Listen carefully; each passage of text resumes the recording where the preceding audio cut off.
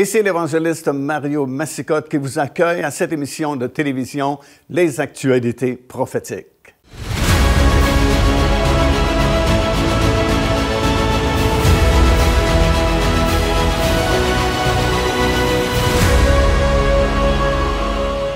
Nous débutons aujourd'hui une nouvelle série d'enseignements qui a pour titre « L'enfantement d'un monde nouveau ».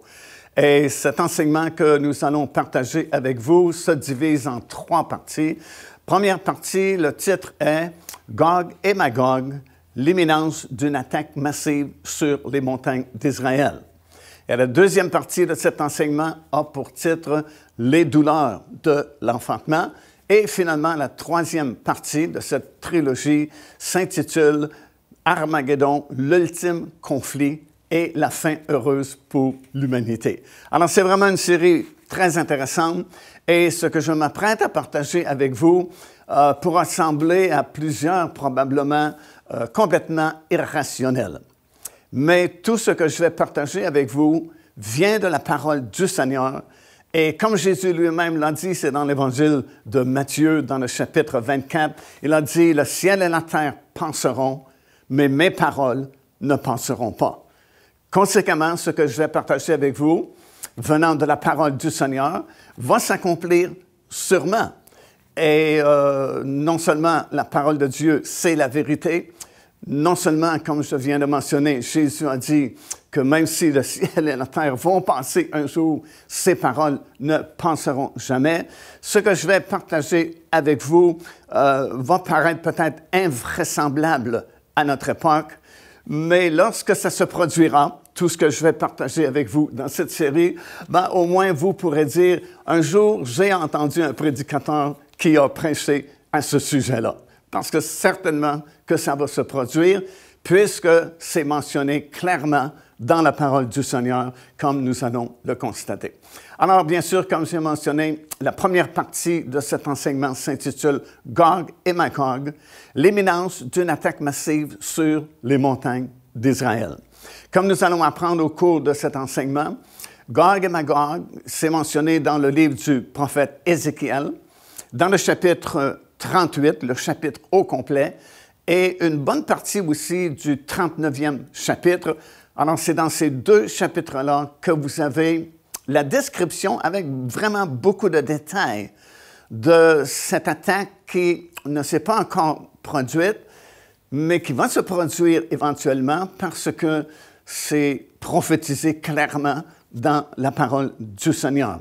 Et comme nous allons le constater aussi au cours de cet enseignement, à la surprise définitivement de plusieurs millions de personnes, c'est Dieu lui-même qui va intervenir dans ce conflit-là et qui va donner une grande victoire à Israël. Parce que comme nous allons le constater, cette grande multitude qui va se former en coalition de plusieurs pays du monde voudront faire une attaque justement sur Israël, plus précisément sur les montagnes d'Israël.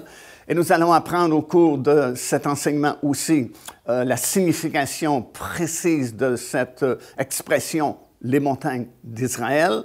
Et lorsque cette immense armée, parce que c'est vraiment une grande armée, très nombreux soldats, et le mot « multitude » ou les expressions comme les nations ou les peuples ou le grand nombre de personnes qui sont avec toi, qui descendront sur les montagnes d'Israël, veulent dire que c'est une attaque massive qui se fera à ce moment-là. Et à la surprise probablement de millions de personnes sur la planète, comme je viens de mentionner, c'est Dieu lui-même qui va intervenir dans ce conflit-là.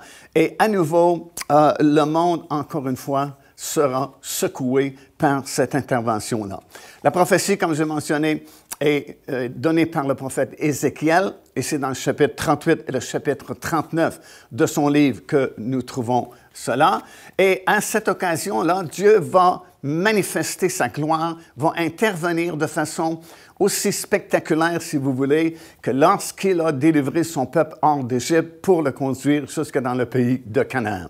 À cette époque-là, Dieu a vraiment manifesté sa puissance et sa gloire. Par exemple, dans Exode chapitre 14, ça dit ceci, « Pharaon et toute son armée serviront à faire éclater ma gloire, dit le Seigneur, et les Égyptiens sauront que je suis l'Éternel. » Puis dans Exode, le chapitre 7 et au verset 5, ça dit « Les Égyptiens connaîtront que je suis l'Éternel lorsque j'étendrai ma main sur l'Égypte et que je ferai sortir du milieu d'eux les enfants d'Israël. » Alors, à cette époque-là, Dieu, premièrement, a manifesté sa gloire de différentes façons, bien sûr, mais premièrement, en faisant ce miracle-là, à tous les matins, il y avait la manne qui apparaissait dans le désert, afin de nourrir quelques 2 millions d'Israéliens, de Juifs qui sont sortis d'Égypte. Et tous les matins, le petit déjeuner était servi de façon miraculeuse, de façon surnaturelle, pendant ces longues 40 années qu'ils ont voyagé dans le désert. Deuxièmement, Dieu a conduit son peuple par une colonne de nuée durant le jour et une colonne de feu durant la nuit, les dirigeant dans ce désert-là jusque vers le pays de Canaan. Troisièmement, il est intervenu lui-même alors que les chariots égyptiens étaient à la poursuite d'Israël alors qu'ils s'enfuyaient hors d'Égypte. Et Dieu est intervenu en enlevant les roues des chariots. Et la Bible dit que ça a retardé vraiment leur marche. Il est intervenu également en séparant les eaux de la mer Rouge afin de frayer un passage pour qu'Israël puisse être libéré de l'armée égyptienne qui venait pour s'emparer d'eux à nouveau. Alors, autant Dieu a manifesté sa gloire publiquement afin de faire éclater sa gloire parmi les nations à cette époque-là, bien de la même façon, il va agir à nouveau lors de ce grand conflit-là, appelé la bataille de Gog et Magog, et des millions et millions de personnes sur cette planète vont prendre conscience soudainement de l'existence de Dieu, parce qu'il va encore une fois manifester sa gloire, afin que son nom soit connu de plusieurs nations et que sa gloire soit manifestée encore une fois sur sa terre, ce qui va conduire, comme nous le verrons, à un grand mouvement de réveil dans ces derniers jours. Alors effectivement, à nouveau, Dieu s'apprête à manifester sa gloire et pour les mêmes raisons qu'il avait manifesté sa gloire lorsqu'il a libéré son peuple hors d'Égypte pour le conduire vers le pays de Canaan. Il a intervenu à l'époque afin que son nom soit glorifié. Et il est intervenu également à l'époque pour que les nations aux alentours puissent savoir que Dieu était avec son peuple et que c'est lui qui les avait libérés d'Égypte et c'est lui qui était pour les conduire jusque vers le pays de Canaan. Alors, lorsque cette bataille de Gog et Magog éclatera, Dieu manifestera sa gloire exactement pour les mêmes raisons, afin que son nom soit glorifié parmi les nations et afin que les nations, cette fois-là, du monde entier, non seulement les nations aux alentours, comme ce fut le cas lorsque Dieu libéra son peuple hors d'Égypte, mais cette fois-ci, la Bible est précise, c'est très clair dans les chapitres 38 et 39 du livre du prophète d'Ézéchiel. Ce sera toutes les nations du monde qui prendront soudainement conscience que Dieu existe et qu'il a manifesté sa présence et sa gloire.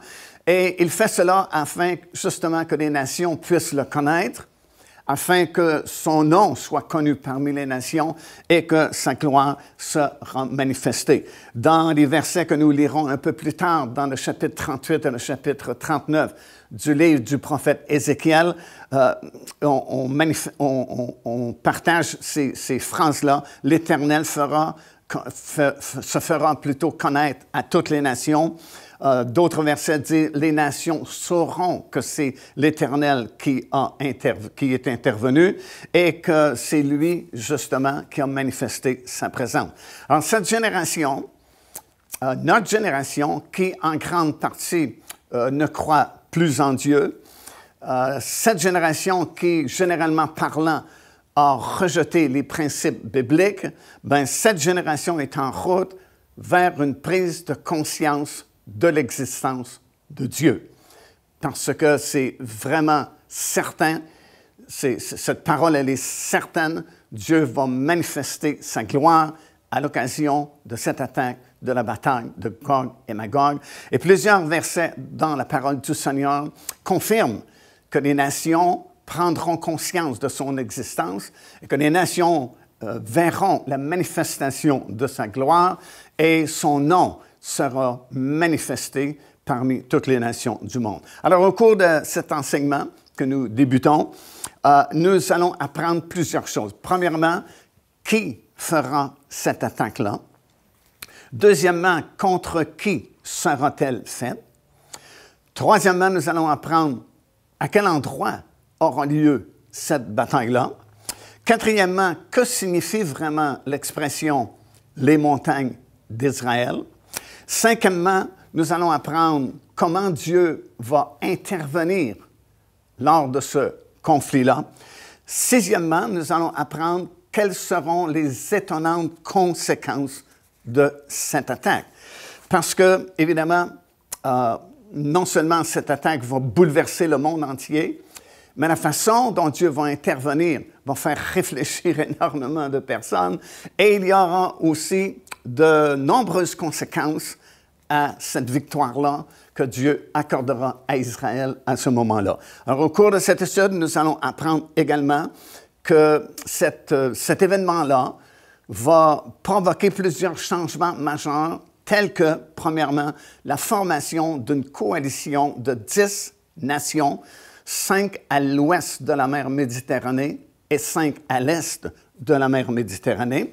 Ça, c'est une prophétie qui est mentionnée dans le livre de Daniel, dans le 2e verset, dans le 2e chapitre plutôt, et le 7e chapitre de son livre. Ces 10 nations étaient représentées par les 10 orteils de la statue que le roi de Babylone, Nabuchodonosor, avait vu en songe. Si vous vous souvenez, dans Daniel chapitre 2, il avait vu cette immense statue et puis les 10 orteils de la statue représentaient ces 10 nations qui se formeront à la fin des temps. Ces 10 nations étaient représentées aussi par les 10 cornes du 4e animal lorsque Daniel a eu cette vision qu'il nous mentionne dans le 7e chapitre de son livre. 4e animal représentait l'Empire romain. Et puis, cet animal-là avait 10 cornes, bien ça représentait ces 10 nations qui se formeront à la fin des temps aussi. Et la même chose dans Apocalypse chapitre 13, parlant de l'Antéchrist qui sort de la mer, qui devient le gouvernement mondial à cette époque-là. Dans le 13e chapitre du livre de l'Apocalypse, cette bête avait 10 cornes. Ben, ce sont ces 10 nations-là qui se formeront afin de former justement une coalition à la suite de cette grande défaite sur les montagnes d'Israël, de cette attaque provoquée par Gog, Magog et plusieurs pays, plusieurs peuples, plusieurs nations qui seront avec lui pour faire une attaque justement sur les montagnes d'Israël. Dieu va intervenir, il y aura une grande victoire, le monde entier saura que Dieu existe et une de ses conséquences, c'est la formation de ces 10 nations de la fin, desquelles sortira la petite corne, c'est-à-dire l'Antéchrist, qui deviendra alors le gouvernement mondial. Comme nous allons apprendre également au cours de cet enseignement, il faut que ces 10 nations-là se soient formées en coalition avant même que l'Antéchrist puisse émerger, confirmer cette alliance pour une période de 7 ans, qui en réalité seront les 7 années de tribulation de la fin, parce que selon les prophéties données dans la parole du Seigneur, tout particulièrement dans le livre de Daniel, Daniel nous explique que de ces 10 cornes va sortir une petite corne. Et cette petite corne-là symbolise l'Antéchrist qui émerge, qui confirme cette alliance pour une durée de 7 ans. Et c'est bien mentionné dans les prophéties de Daniel que la petite corne fait son apparition après que les 10 cornes se soient formées. Alors, une des conséquences de la victoire sur Gog et Magog sera la formation de ces 10 nations qui permettront l'émergence de l'Antéchrist qui pourra alors confirmer cette alliance mentionnée dans Daniel chapitre 9 et le verset 27. Troisièmement, et ça c'est vraiment une bonne nouvelle, parce que la victoire puis l'intervention surtout de Dieu qui va donner cette grande victoire à Israël à ce moment-là, la façon dont Dieu va intervenir sera tellement majeure, ce sera tellement glorieux, ce sera tellement inhabituel, parce que comme j'ai mentionné au début de cet enregistrement, la façon dont Dieu va intervenir et la façon par laquelle c'est décrit dans Ézéchiel chapitre 38 et chapitre 39, ça nous fait penser à la façon dont Dieu est intervenu pour sortir son peuple hors d'Égypte et le conduire vers le pays de Canaan. Il est intervenu par des choses vraiment spectaculaires, des choses qu'on ne peut pas renier, qu'on ne peut même pas oublier, parce qu'on en parle aujourd'hui, ça fait des milliers d'années que ça s'est produit. Alors, de la même façon que Dieu est intervenu pour sortir son peuple hors d'Égypte, ben, c'est de cette façon-là qu'il va intervenir dans ce prochain conflit qu'on appelle dans le jargon biblique la bataille de Gog et Magog. Et il va y avoir une prise de conscience mondiale de l'existence de Dieu et ça va provoquer la dernière moisson qui est prophétisée dans la parole du Seigneur, alors qu'on prévoit que des millions et des millions de personnes vont se tourner vers Dieu, vont accepter le Seigneur Jésus-Christ et seront sauvés. On sait qu'il y a plusieurs versets dans la parole du Seigneur, je vais vous en mentionner quelques-uns dans quelques secondes, qui parlent d'une grande moisson qui doit se produire à la fin des temps. Et c'est difficile de concevoir souvent cette grande moisson et ce grand réveil à cause de l'apostasie dans laquelle la plupart des églises se retrouvent de nos jours. On ne prêche presque plus les choses surnaturelles, on ne parle presque plus de la puissance du Saint-Esprit, des signes, des prodiges et des miracles. Alors, comment est-ce qu'une grande moisson d'âme pourrait se produire à la fin des temps? Bien, à ce moment-là, il y aura une prise de conscience mondiale parmi les nations du monde. Parce que, comme je mentionné, il y a plusieurs versets qui affirment que les nations sauront que c'est lui, l'Éternel, qui est intervenu. Les nations du monde prendront conscience que Dieu existe, et non seulement qu'il existe, mais il est intervenu de façon surnaturelle, de façon vraiment très visible, spectaculaire même, dans ce conflit-là. Alors, ça va créer cette prise de conscience mondiale, et c'est la dernière opportunité avant l'enlèvement de l'Église du Seigneur Jésus-Christ pour des millions de personnes vraiment de venir à la connaissance du Seigneur. Alors, c'est une bonne nouvelle parce que souvent, il y a beaucoup de parents chrétiens dont les enfants ne suivent plus le Seigneur maintenant qu'ils ont grandi et puis qu'ils se sont éloignés de la parole du Seigneur. Ou peut-être que vous avez témoigné à des compagnons, des compagnes de travail là où vous travaillez et puis les gens n'étaient pas vraiment intéressés. Mais soudainement, il va y avoir une prise de conscience mondiale de l'existence de Dieu et ça va permettre à des millions de personnes, justement, de venir à la connaissance du Seigneur Jésus-Christ. Et ça va permettre l'accomplissement, justement, de certaines prophéties qui allaient dans ce sens-là, qui parlaient d'une grande moisson d'âmes dans les derniers jours. Comme cette parole dans l'Épître de Jacques, dans le 5e chapitre au verset 7, ça dit « Soyez donc patients, frères, jusqu'à l'avènement du Seigneur. » Alors, on situe la dernière grande moisson tout près de l'avènement du Seigneur. Ça dit, voici, le laboureur attend le précieux fruit de la terre, prenant patience à son égard jusqu'à ce qu'il ait reçu les pluies de la première et de l'arrière-saison. Alors, on peut parler de ces deux grandes pluies-là majeures sur l'Église, la fondation de l'Église il y a 2000 ans passés, et ce grand mouvement de prise de conscience mondiale de l'existence de Dieu lors de cette bataille de Gog et Magog.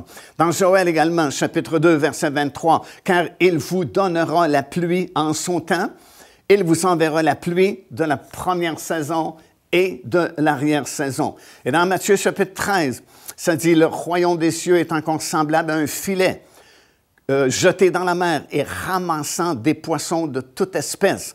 Quand il est rempli, les pêcheurs le tirent et après s'être assis sur le rivage, ils mettent dans des vases ce qui est bon et ils jettent ce qui est moins bon. Alors, ça parle de cette moisson qui va arriver dans les derniers jours comme un filet qu'on jette à la mer et une grande quantité de poissons viennent dans le filet. Ces prophéties-là s'accompliront à ce moment-là précis où Dieu va manifester sa gloire lors du conflit de Gog et Magog et alors que les nations dans le monde entier prendront conscience de l'existence de Dieu. Alors, nous sommes en train de parler de l'attaque de Gog et Magog, une invasion massive sur les montagnes d'Israël. Et c'est vraiment la première partie de cet enseignement-là, de cette première section de cette trilogie. La deuxième chose que nous voulons regarder dans ce premier enseignement, c'est la question du fameux psaume 83. Est-ce que c'est une prophétie qui doit s'accomplir bientôt ou c'est simplement une supplication, une prière que le prophète Asaph faisait? Et troisièmement, on va étudier bien sûr l'attaque elle-même de Gog et Magog avec beaucoup de détails, puisque dans presque 2 chapitres, chapitre 38 et chapitre 39 du livre d'Ézéchiel, il y a énormément de détails, beaucoup de précisions nous sont données. Et ça va nous permettre de bien comprendre ce qui est sur le point d'arriver à notre époque, dans notre génération, et qui va changer la donne, qui va changer le cours de l'histoire, puisque, comme j'ai mentionné brièvement, et on l'expliquera un peu plus tard au cours de cette série, ça va provoquer des bouleversements qui seront incontournables. Ça va changer le cours de l'histoire et ça va permettre l'accomplissement de ces dernières prophéties qui doivent s'accomplir avant le retour du Seigneur Jésus-Christ et surtout son retour sur la terre et l'établissement de son royaume. Sur cette attaque, premièrement, comme nous le verrons aussi plus en détail un peu plus tard, se fera spécifiquement sur les montagnes d'Israël. Et dans Ézéchiel chapitre 39 et le verset 2, ça dit ceci: Dieu parle à Gog, Magog et tous ces peuples-là, et il dit, je t'amènerai sur les montagnes d'Israël. Et dans le verset 4 du même chapitre, il ajoute ceci, tu tomberas sur les montagnes d'Israël. Alors, que signifie l'expression les montagnes d'Israël? Quelle région est-il question lorsque nous parlons des montagnes d'Israël? C'est important de le savoir parce que c'est très spécifique, c'est très précis. L'attaque de Gog et Magog se fera sur les montagnes d'Israël. Bien, c'est ce que nous verrons un peu plus tard et avec beaucoup de détails au cours de cet enseignement. Tout d'abord, nous devons réaliser qu'à notre époque, au moment où on fait l'enregistrement de cette production, la plupart des signes qui nous avaient été donnés dans la parole du Seigneur pour nous prévenir de la proximité du retour du Seigneur, justement, son retour d'abord pour son Église et ensuite son retour avec tous ses rachetés sur cette terre afin d'établir son royaume, sont accomplis, sont derrière nous. Les 2 plus grands signes qui nous avaient été donnés dans la parole du Seigneur, bien sûr, c'était l'établissement d'Israël, de l'État d'Israël, qui s'est fait le 14 mai 1948. Ça, c'est le premier grand signe, parce que tant et aussi longtemps qu'Israël n'était pas revenu dans son pays, tant et aussi longtemps qu'Israël errait dans de nombreux pays du monde, le Seigneur Jésus-Christ ne pouvait revenir parce que le peuple n'était tout simplement pas là. Et selon les prophéties de la parole de Dieu, il fallait qu'Israël soit revenu pour que ces prophéties puissent s'accomplir. Alors qu'on parlait des déserts qui devaient être refleuris, des villes qui devaient être construites, bien, il fallait que le peuple soit revenu pour que ces choses arrivent. Alors, il fallait qu'Israël, à nouveau, existe en tant que pays, en tant que nation, comme c'est le cas depuis le 14 mai 1948. Non seulement Israël a été recréé à nouveau et revenu chez lui, mais deuxièmement, c'est la ville de Jérusalem qui devait être sous le contrôle du gouvernement israélien également. Et cette prophétie devait s'accomplir. C'est une prophétie une de ces prophéties avait été donnée par Jésus lui-même dans l'Évangile de Luc, chapitre 21. Il avait dit que Jérusalem serait foulée aux pieds par les nations du monde, mais pas indéfiniment, jusqu'à ce que le temps des nations soit terminé. Alors, ça voulait dire qu'un jour, Jérusalem devait redevenir sous le contrôle israélien.